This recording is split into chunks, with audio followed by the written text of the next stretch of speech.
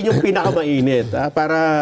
Bakit ba mainit? Kasi, Sen, kahapon pa namin ito dinidiscuss dahil sa viral na viral ngayon at usap-usapan, yun daw hong statement ninyo dun sa... nag-usap, may ini-interview ko sa Commission on Appointments ata ito Yung isang official doon ng AFP. At doon daw po ay nabanggit ninyo na kung ganyan na rin lang, ipamigay na natin ang Kalayaan Group Islands natin. At ito yung kinuha ng maraming mga matagal ng kahit anong sabihin nyo ay tutol sila.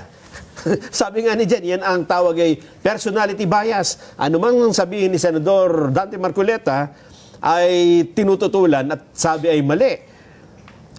Nagkaroon sila ng pagkakataon na putulin ng statement na yon at ngayon ay pag-usap-usapan na kayo daw, ang rekomendasyon ninyo, ipamigay na lang yung isla na yan na teritoryo ng Pilipinas.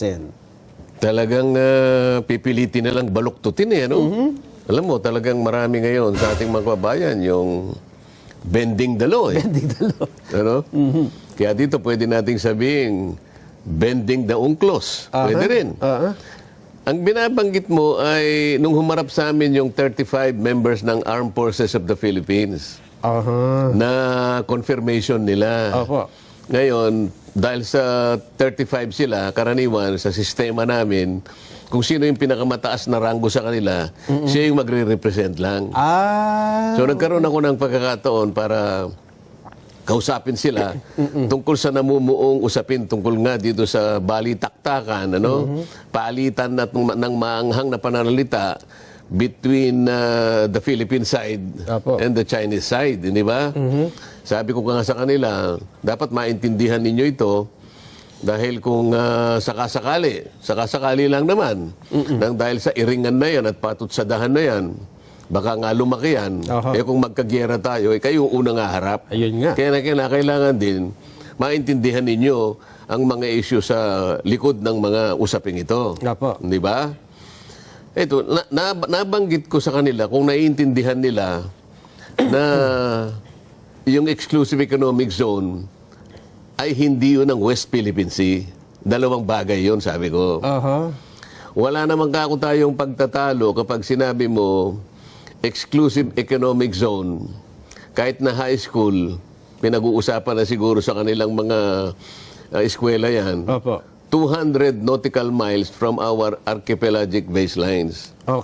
Kung susukatin mo naman, territorial sea, 12 miles naman from the same baselines.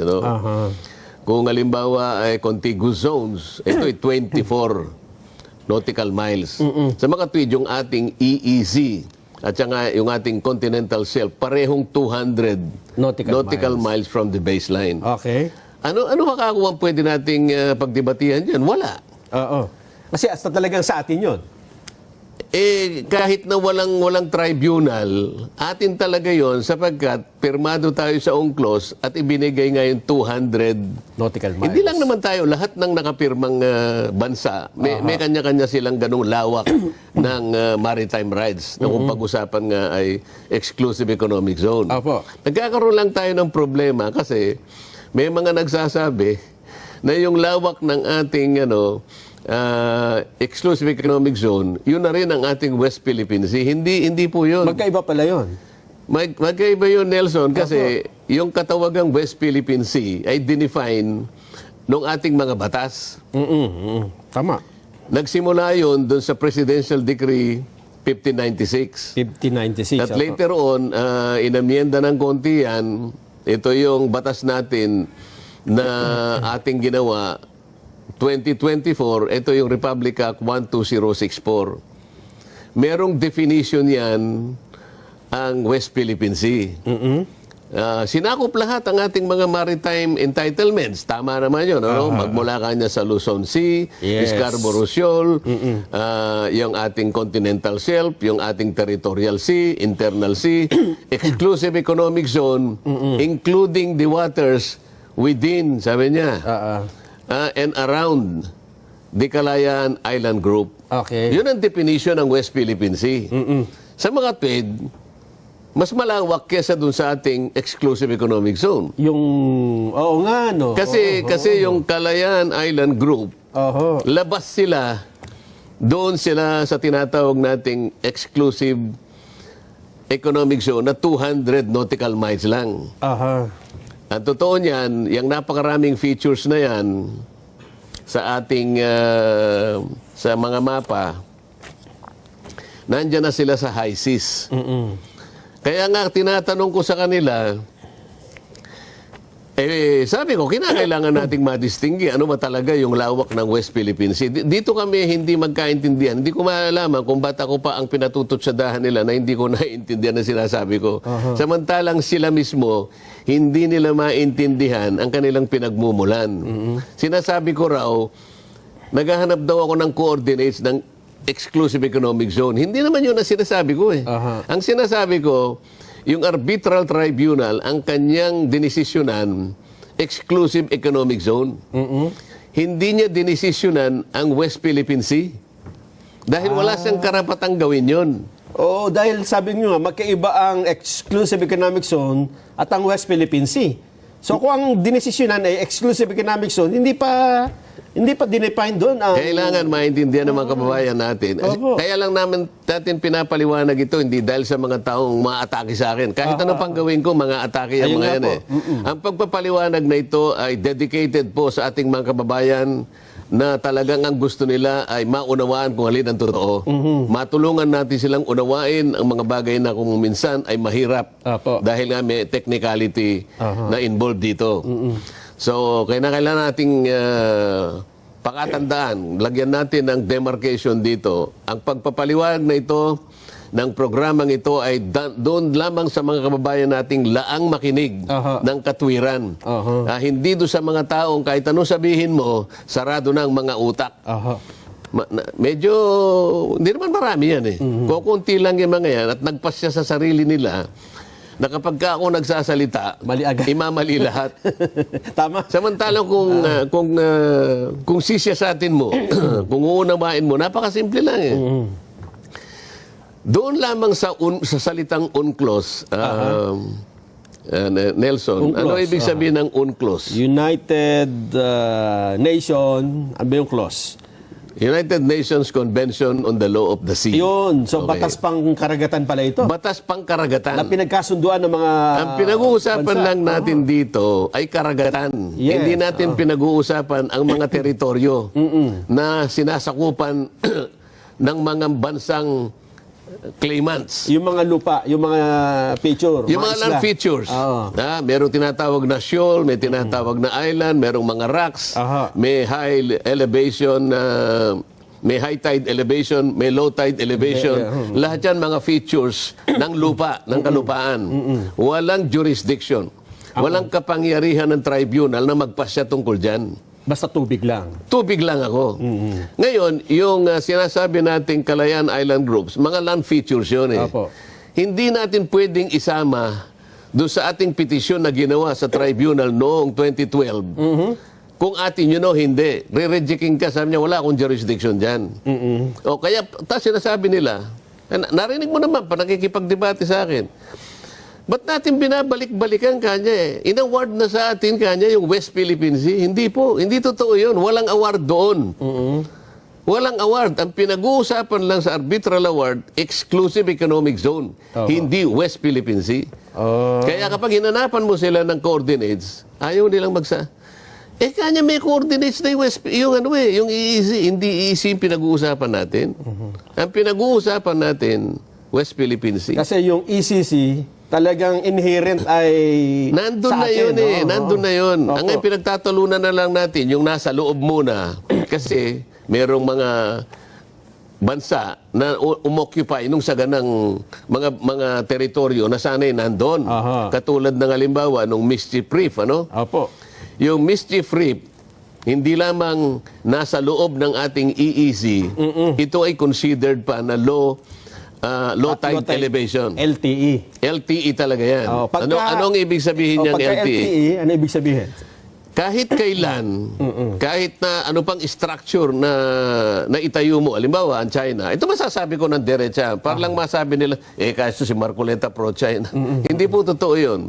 Ito po, yung LTE is low tide elevation. Apo. Yan po ang tawag dyan sa mischief reef. Yan ang karakter. Base po ito sa 2016 arbitral tribunal decision. Yun ang decision niya. Sabi niya, low tide elevation yan. Pagka low tide elevation, kahit na ang China maglagay ng Great Wall of China doon, kahit palaparin pa nila yun. hindi magbabago yung karakter na nature ng picture na yon. Na low tide elevation. Low tide elevation, ibig sabihin talagang sa Pilipinas yun. Dahil ang low tide elevation ay hindi nagge-generate ng Kahit ano wala. Territorial Tubig sea. talaga yun eh. Ayun. Wala siyang territorial sea, wala siyang another EEZ. Kasi kapag nag-high tide, hindi naman na siya nakikita. So wala, kumbaga sa natural na Sa low pag-usap, tide nga, halos hindi siya makita eh. ibig sabihin, walang lupa doon. Wala. Ayun, dahil nakalubog. Kaya nga, maritime lang eh. Kaya Maritime tubig. Kaya hindi mo pwede i-claim na Hindi meron mo kang pwedeng i-claim teritoryo. yun. At dahil yun ay sakop ng ECC, Atin talaga yun. sa Pilipinas yun. Oo. Ayun. Kailangan lang, kaya lang, hindi nababanggit kasi ito dahil ang usapan lang naman, yung patutsadahan sana eh.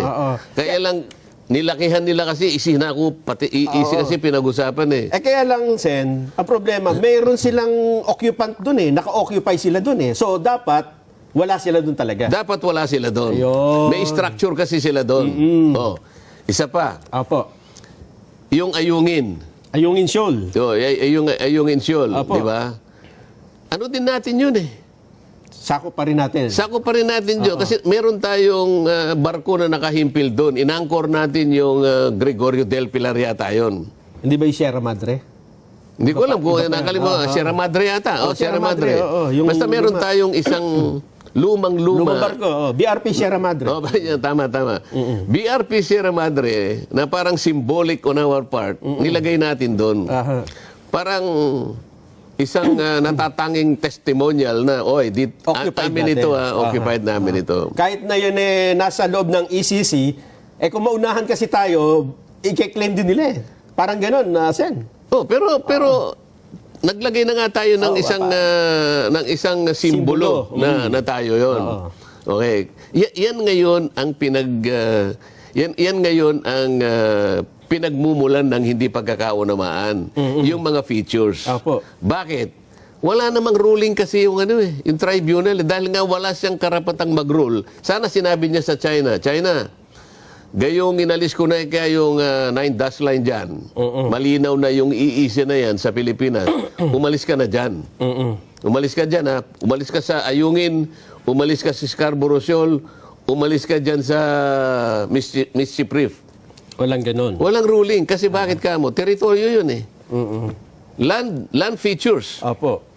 Land features. Yun ang nagiging problema. Bao de Masinloc. Bao de Masinloc is a rock. Base dun sa arbitral ruling naman. Dahil sa rock siya, meron siyang territorial sea. 12 nautical miles. 12 nautical miles. Sa palibot. So, pwede niyang ihimpil yung mga barko niya doon. Kasi, Pero mag-o-overlap siya sa sarili mong ECC. EEZ. dito nagkakaroon ng problema, Sen. Ano? Yan nga yung problema. Ngayon, ang hindi naintindihan ng maraming mga taong tumutulig sa akin na nagkukunuan na marurunong. Ako naman, hindi ako nagmamarunong eh. Opo. Pero dapat sila, maging kapareho lang natin, mga estudyante lang tayo ng ganitong klaseng mga pag-uusap. Hindi yung magpapanggap siya na akala mo, nung siya'y mapanganak, profesor na siya nung ganong mga pag-uusap. Katulad ng isang profesor dyan sa UP. Wag na natin yung pangalan. Wag na natin yan. Nagkataon lang na maritime law professor lang siya. Kung merong nakakapit na maritime, hindi ba niya naintindihan ang pinag-uusapan admiralty issues lang eh. Yung mga barko, yung mga shipping lines, yung mga rota nila, yung mga ganyan. Pagkatapos panghihimasukan mo yung napakalawak na teritoryo ng public international law. Iba naman yung maritime law sa international law. Ito yung gusto kong mapansin nila na hindi ninyo ko kayang sakta na nasasabihin nyo na mali si Marcoleta. Okay lang po yun eh. Ako naniniwala ko ang mga Pilipino, pagdating, lalo na pagka nabibigyan natin sila ng pagkakataong timbang-timbang nila yung pangyayari, maiintindihan sila yung final referee dito. Sila ang final arbiter. Taong bayan. Kung alin ang talagang maliwanag ang pagpapaliwanag. Di ba? Hindi yung kinakailangang palabuhin mo. Ngayon, pag-usapan natin yung UNCLOS. Yung UNCLOS, nung pumirma tayo dyan, kagaya din ng China, meron tayong reservation. At yung mga reservations na yan, pumasok doon sa kalipunan ng mga provision ng UNCLOS. Ano yung reservations na yan? Reservation natin. Meron pala tayo. Sabi natin, hindi ka pwedeng mag-rule kapag ka merong issue ng territory. Ito nga yung mga land, ano? Okay. Meron pang isa. Pagka merong delimitation. Ano ibig Halimbawa, pumasok yung territorial waters. Opo. Delimitation yun. So, hindi ka pwedeng magpasya doon. So, anong